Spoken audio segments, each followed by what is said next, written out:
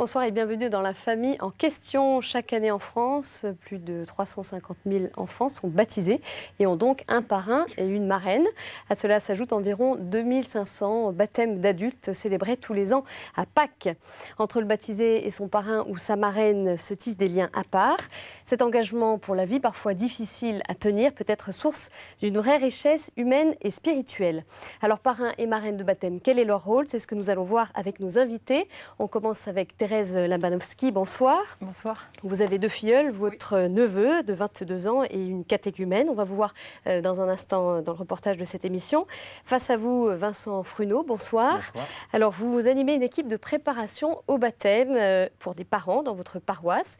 Et puis, nous retrouvons avec plaisir le père Stan Rougier. Père, bonsoir. Bonsoir. Vous êtes l'auteur d'une vingtaine de livres. On citera ce soir un ouvrage qui peut être utile pour les parrains et marraines qui nous regardent. Il s'agit de Dieu était là et je ne le savais pas, paru chez Pocket. Et vous nous apporterez, comme vous le faites chaque fois, votre regard à la fin de cette émission.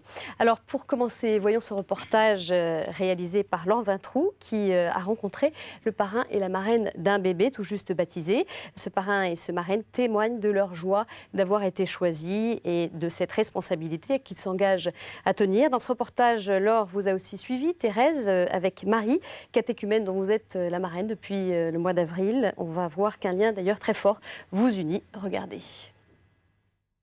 Être parrain ou marraine est un choix, une démarche, quel que soit l'âge du baptisé. Enfant comme Augustin ou adulte comme Marie. Augustin, je te baptise au nom du Père et du Fils et du Saint-Esprit. Amen. Voilà. Maintenant qu'Augustin est baptisé, il a un parrain et une marraine. Deux parents spirituels qui s'engagent à être une seconde parenté pour l'enfant. J'ai déjà 3 enfants, donc c'est un peu pour moi, quelque part, une façon d'aborder un enfant d'une autre manière, en étant un peu, j'espère, l'avenir nous le dira, mais un peu un deuxième pôle par rapport aux parents pour cet enfant, et de pouvoir m'immiscer un peu dans son éducation, de façon différente de l'éducation de mes enfants. C'est une relation particulière que l'on a avec un autre enfant qui n'est pas forcément le sien. C'est lui apporter autre chose et ça permet aussi une certaine complicité, enfin quelque chose de plus fort, et avec l'enfant, mais aussi avec le reste de la famille qui nous a permis d'être marraine pour moi en l'occasion. Cette mission, elle leur est confiée à partir du moment où les parents font leur choix. Un choix de plus en plus inspiré par un motif d'estime ou un lien de parenté, d'amitié, que par la foi chrétienne des personnes concernées. En effet, aujourd'hui, les parents attendent des parrains-marraines autre chose que des parents spirituels. Je pense que ça, c'était vraiment le rôle des parrains-marraines plutôt de notre génération ou même un peu avant. Aujourd'hui, ça l'est moins. Nous, on attend plus un accompagnement, une sorte de soutien aux parents, pas dans la vie de tous les jours parce qu'ils sont un peu éloignés géographiquement, mais dans l'éducation et dans le suivi de notre enfant. Je pense que le rôle des parrains et des marraines, c'est outre de soutenir les parents dans l'éducation, mais c'est surtout une façon d'ouvrir les enfants à qui on peut les confier sur une autre vision du monde. Je pense que les parrains et marraines sont les premières personnes extérieures, un deuxième pôle éducatif par rapport à celui des parents, qui peut leur permettre de voir que le monde dans lequel ils vivent n'est pas simplement la cellule familiale, mais que ça peut être différent ailleurs. Et ça, c'est la première chose que je leur demanderais, moi, c'est de les ouvrir sur un autre monde.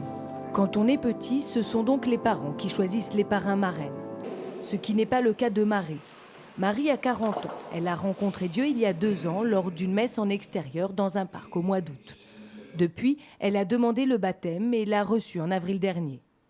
Et quand on est catéchumène comme Marie, le choix du parrain ou de la marraine est guidé par la foi. En fait, au début, je pensais prendre ma meilleure amie. Et puis en fait, c'était un très mauvais choix. Et le jour où j'ai connu Thérèse, qui était mon accompagnatrice au catéchuménat, pour moi, ça a été en 2 jours une évidence. Je voyais en elle une marraine, une accompagnatrice et une... Oui, après j'ai lu sur Internet que le rôle vraiment du parrain et de la marraine. Et j'ai senti en Thérèse vraiment une marraine. Donc je lui ai proposé. Et puis au début, elle m'a dit non, il faut que tu aies du discernement, prends du temps, ça se trouve, c'est pas moi, etc. Et en fait, j'en avais très envie parce que je me sentais en confiance et je trouvais sa foi tellement forte à déplacer des montagnes. J'avais tellement envie d'avoir la même. que je voulais qu'elle soit ma marraine. Et en plus, quand on choisit une marraine, c'est pour la vie. En fait, c'est le cœur qui a parlé. Et quand le choix vient directement du cœur, la relation ne peut être que plus intense. En effet, Marie et sa marraine Thérèse ont créé des liens d'ordre humain et spirituel.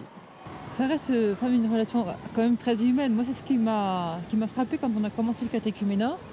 C'est que c'est un accompagnement à la fois éducatif. Moi, j'étais partie avec des idées très concrètes, on va faire du catéchisme, comme ci, comme ça, envoyer des documentations. Et je me suis aperçue que c'était pas bon du tout ça. C'était pas du tout ça que tu attendais, dont tu avais besoin. Mais de passer par des choses très humaines, justement, régler des problèmes très pratico-pratiques pour déblayer le terrain. En fait, ce que fait Thérèse, c'est qu'elle continue mon éducation. Alors, aussi bien dans la foi, mais mon éducation chrétienne, je dirais, c'est dans la vie de tous les jours, au niveau du travail, au niveau de mon équilibre, etc.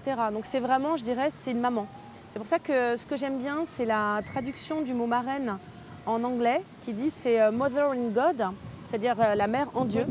Godmother, c'est Dieu dans la mer ou la mère en Dieu. Et je trouve que ça décrit bien ça. Et voilà, et elle continue ma catéchèse et j'espère qu'elle la continuera aussi longtemps que j'aurai des questions, et c'est-à-dire toute ma vie. Et c'est ça que j'attends d'elle, qu'elle soit toujours là et qu'elle m'accompagne vraiment dans ma vie de foi. Une sœur Augustine m'a expliqué un jour qu'il fallait incarner la tendresse de Dieu pour la personne dont on avait la responsabilité. Et c'est très vrai, parce qu'on ne peut pas détacher l'humanité de la personne de sa vie spirituelle. Et donc l'idée, c'était de transmettre ce que j'avais reçu. Et très rapidement, il y a un lien affectif qui s'est créé. La relation en est tellement humaine qu'elle est même devenue maternelle entre ces deux femmes. Je compte sur elle, je pleure sur son épaule comme un enfant peut le faire, j'ai confiance. Je m'adresse à elle un petit peu comme je m'adresse à Jésus quand je pleure dans ses bras, que j'ai fait une bêtise ou que j'ai quelque chose à lui demander. Parrain, marraine, une autre relation, un autre amour que celui des parents. Une seconde parenté qui est offerte aux baptisés et dont il a tout à gagner. Alors Thérèse, on vient de vous voir dans ce reportage, il y a vraiment un lien fort qu'on sent. Qu'est-ce que pour vous la godmother, comme vous le citiez, comme Marie le citait, la mère spirituelle, en quoi est-ce qu'il y a un lien de maternité qui se joue ? Il est d'autant plus fort que pour une filleule qui n'a pas sa maman, effectivement c'est un peu une maman de remplacement, mais dans toutes ces dimensions en fait, à la fois humaine, matérielle, spirituelle, éducative, je crois que beaucoup de personnes l'ont dit également, il y a une dimension éducative.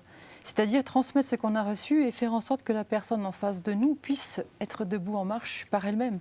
Vraiment trouver sa vie. Alors c'est quoi être une marraine, une bonne marraine pour vous ? Ce serait quoi ? Une marraine attentive, je pense, à l'écoute, qui est toujours sur le qui-vive en fait de ce qui est nécessaire pour sa filleule. Être en lien, rester en contact. Je crois que c'est très important, j'ai découvert ça, être en permanence en contact.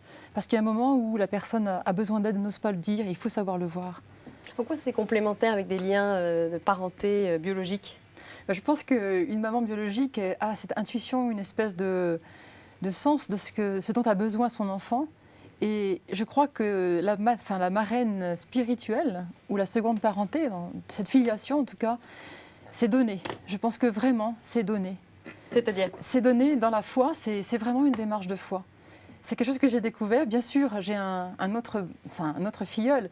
C'est un peu la même chose, mais là, c'était vraiment quelque chose de très différent de la part d'une adulte qui a eu un vécu, un passé, une culture, une vie avant, des blessures. Vous évoquez justement votre filleul, il s'agit d'un neveu qui a aujourd'hui 22 ans. Alors, ils ont des âges et parcours différents. Est-ce que vous avez l'impression d'être une marraine différente pour chacun ? Je pense que la fibre maternelle est la même. Cet autre filleul est mon neveu, effectivement, il a une maman. Mais oui, ce qui-vive maternel reste présent. À chacun des moments nécessaires, je m'inquiète de savoir si tout va bien. Et oui. Alors concernant Marie qui est catéchumène, la préparation au baptême est longue, en moyenne 3 ans. Est-ce que vous avez l'impression que votre engagement est plus fort parce que vous avez suivi son cheminement, vous étiez à ses côtés ? Est-ce qu'il y a une force dans l'engagement qui est peut-être moins marquée pour un baptême d'enfant ? Peut-être bien, parce qu'il est vrai qu'on donne beaucoup au moment d'une préparation au baptême. C'est un événement très important. Et le parrain ou la marraine, en fait, est un petit peu l'accompagnateur au long cours. Puisque finalement, on a commencé à avoir des choses dans la foi, sur le plan spirituel et sur le plan religieux, donc une catéchèse, qui effectivement, moi j'ai accompagné en fait Marie qu'une seule année, puisqu'elle a eu un autre accompagnateur avant moi. Et en une année, il a fallu faire beaucoup de choses, mais donner la béquille en fonction du besoin et de la capacité à digérer de Marie. Donc c'était quand même pas facile de donner trop non plus. Donc c'est trouver la bonne distance. Voilà. Et alors comment ce lien spirituel se tisse avec un enfant? Comment ça s'est fait pour vous? Là aussi, rester attentif et suivre la progression de l'enfant. Il y a des moments importants où il faut être là. Lesquels? Par exemple, à la fois la scolarité, mais aussi le développement spirituel et religieux. S'assurer que l'enfant est bien suivi sur le plan de la catéchèse, quand on n'est pas soi-même l'accompagnateur. Et puis faire en sorte de faire vivre et de donner toute l'importance au sacrement. Malheureusement, mon neveu, quand il vient avec moi, je dis malheureusement, parce que ça le fait rire. Je lui dis, mais est-ce que tu as eu le temps de te confesser? Ce sont des choses peut-être stupides, mais si la marraine ne le fait pas, alors qui le fera? Alors on pense souvent aux parrains et aux marraines comme étant un peu des fournisseurs de cadeaux pour les anniversaires, les fêtes. Qu'est-ce que vous en pensez de ça? Je pense que c'est bien l'expression de l'affection. Et c'est important, les signes de l'affection, il faut le faire. Et ça se fait très naturellement, je crois. Et matériellement aussi, alors. On a envie de donner le meilleur, en fait. Alors aujourd'hui, comment se vivent ces liens? Marie a été baptisée au mois d'avril. Comment est-ce que vous vivez cette relation après le baptême? Eh bien, en se disant qu'il y a encore beaucoup de choses à faire, c'est sûr, mais en même temps, en laissant reposer les choses, en regardant ce dont elle a besoin pour vivre sa vie vraiment pleinement, sa vie de foi. Parce que finalement, c'est notre rôle d'être responsable de cette poursuite et en même temps d'être là au cas où, en cas de besoin, sur le plan matériel aussi. Quand vous avez été sollicitée pour être marraine de Marie, est-ce que vous avez eu des hésitations, des craintes? Comment est-ce que vous avez réagi face à cette demande? Bien, en fait, j'étais tout fraîchement accompagnatrice. Et puis, il est vrai, pour l'une comme pour l'autre, tout de suite, on a eu une évidence que ce serait court, que ça s'arrête au bout d'1 an. Que je passe la main à une marraine et je voulais être sûre, en plus, que la marraine qu'elle avait choisie au départ soit bien celle qui serait capable d'accompagner, en fait. Et donc, sur le fait, 1 an était très court, en fait. En quoi, de manière générale, cet engagement peut être difficile, peut soulever des questions chez vous, des interrogations, des doutes? C'est-à-dire que c'est une responsabilité, il faut être disponible, être prêt à l'assurer. Et puis, dans une vie, on se dit, mais est-ce que j'aurai la place pour? Et finalement, ça se fait avec parfois des grincements, des disponibilités moins grandes pour les autres, mais c'est un temps fort et un temps qu'il ne faut pas louper, en fait. Est-ce que vous vous êtes aidé? Est-ce que vous en parlez à un prêtre? Est-ce que oui, vous tout à avez fait. des livres sur le sujet? Alors, les livres, on a regardé un petit peu sur Internet, il est vrai. Quand elle a demandé à ce que je sois sa marraine, je voulais bien sûr qu'elle en soit sûre et je ne voulais pas non plus être trop présente. Donc, je voulais que ce soit son propre discernement. J'ai demandé aussi à mon curé ce qu'il en pensait. Il a aussi pris du recul et dit qu'il fallait laisser passer du temps pour qu'elle puisse elle-même faire son choix en toute connaissance de cause. Et puis, oui, il y a sans doute de la littérature. Non, je n'ai pas eu le temps de lire. Mais j'ai lu beaucoup de livres de grands saints et je me dis qu'on doit s'entraider toutes les deux maintenant à devenir... le plus possible sur le chemin de la sainteté, c'est finalement la vocation du baptême. Donc, pour en revenir à votre filleule, les choses se sont faites de la même façon quand on vous avait demandé, il y a 26 ans, une vingtaine d'années, 22 pardon, puisqu'il a 22 ans, si vous vouliez être sa marraine. Comment est-ce que vous aviez vécu cette demande? Là encore, ça s'est fait de façon très naturelle en fait. C'est ma sœur aînée qui est elle-même ma marraine qui a eu cet enfant et qui m'a proposé d'être sa marraine. J'étais très touchée, vraiment. Et ce lien aujourd'hui avec lui, avec ce neveu, comment se vit-il? Il se vit avec des temps forts, les week-ends, les vacances, quand il peut venir à la maison. Et puis aussi, on a un temps important ensemble. On se retrouve, d'ailleurs, tous mes filleuls, à Lourdes pour faire un service auprès des malades au National. Donc, et en plus, Marie a pu faire pour la première fois un service aux piscines cette année, en tant qu'hospitalière, en tant que personne découvrant le service des piscines, qui est directement en lien au baptême. Et d'un point de vue régulier, vous arrivez d'aller à la messe avec l'un ou l'autre? On voit des images de vous dans le reportage. Oui, on y va. C'est quelque chose que vous faites régulièrement? Oui. D'accord. Oui, exact. Merci Thérèse. Vincent Pruneau, bonsoir. Alors vous animez une équipe de préparation au baptême dans votre paroisse à Paris. Une préparation qui s'adresse en particulier aux parents, mais vous recevez évidemment de temps à autre des parrains ou marraines. Alors pour vous, c'est quoi un bon parrain ou une bonne marraine pour un enfant? D'abord, en fait, on est très heureux de pouvoir accueillir ces parrains et marraines à ces soirées-là, parce qu'effectivement, on les invite, mais il y en a peu qui sont disponibles, de temps en temps, ils sont assez éloignés. Un bon parrain ou une bonne marraine, j'ai beaucoup de mal à le définir. Je pense que c'est vrai que c'est une disponibilité à la grâce, à la confiance aussi que les parents font. Et je pense aussi, on a des témoignages de temps en temps de parents qui témoignent qu'il y a de la distance qui s'est faite avec leurs parrains et marraines ou des choses qui sont mal passées. Et en fait, ce qui est important, malgré cette distance, je pense, pour le parrain et la marraine, c'est de conserver le lien de prière. C'est-à-dire que si effectivement physiquement on ne peut pas être présent ou on regrette ou on a blessé, voilà, je pense que c'est important de garder cette dimension-là. Ce lien-là, spirituel. Voilà. Alors que dites-vous aux parents qui suivent une formation, qui s'interrogent notamment sur le choix du futur parrain ou de la future marraine? Comment est-ce que vous les guidez dans ce choix? C'est parfois assez difficile en fait, parce que on porte l'exigence de l'Église, qui est que le parrain soit baptisé, qu'il ait plus de 16 ans, baptisé et confirmé. Et donc souvent, on a des situations où les parents n'ont pas pensé à cette exigence-là. Et ça peut être parfois assez douloureux de trouver quelqu'un qui remplit les critères. Est-ce que vous donnez quelques pistes, quelques repères? Ça veut dire, pardon? Pour des parents qui ont des questionnements en se disant est-ce que je vais prendre tel ami, telle belle-sœur? Voilà, alors en fait, comment est-ce que concrètement vous les aidez dans cette démarche-là? Alors effectivement, on a toujours un temps d'accueil en fait, dans ces soirées. Ce sont 3 soirées, donc on profite de ce temps d'accueil, puis on les accueille généralement avant aussi. On a discuté un peu avec eux. Mais dès qu'effectivement le sujet est un peu trop sensible, c'est aussi la responsabilité des prêtres de faire cet accompagnement-là. Donc il y a aussi un discernement du prêtre voilà, devant la situation particulière des parents. Pour les aider justement à discerner. Alors que peuvent être les questionnements des parrains ou marraines qui viennent à ces formations? Ils sont en fait, ils sont très conscients de l'importance de l'engagement qu'ils prennent. On a eu l'occasion, en fait, de la première soirée, en fait, on a fait c'est le prêtre qui fait un topo sur l'histoire du salut. Et voilà, ils prennent conscience aussi de l'importance de leur foi, de l'importance de le faire vivre, et puis qu'ils vont être porteurs de cette responsabilité-là, d'éducation dans la foi du baptisé. Et il y en a beaucoup qui se posent la question de savoir s'ils sauront faire, en fait. Donc il y a effectivement une phase de maturation où voilà, ils se demandent s'ils auront vraiment cette faculté-là. Qu'est-ce que vous leur dites quand ils ont crainte? Qu'ils ont cette grâce-là, du fait que les parents le choisissent, je pense qu'ils ont déjà cette grâce-là. Et puis on essaye effectivement d'aider les parents aussi pour vraiment leur donner l'occasion de donner de l'espace en fait aux parrains et marraines.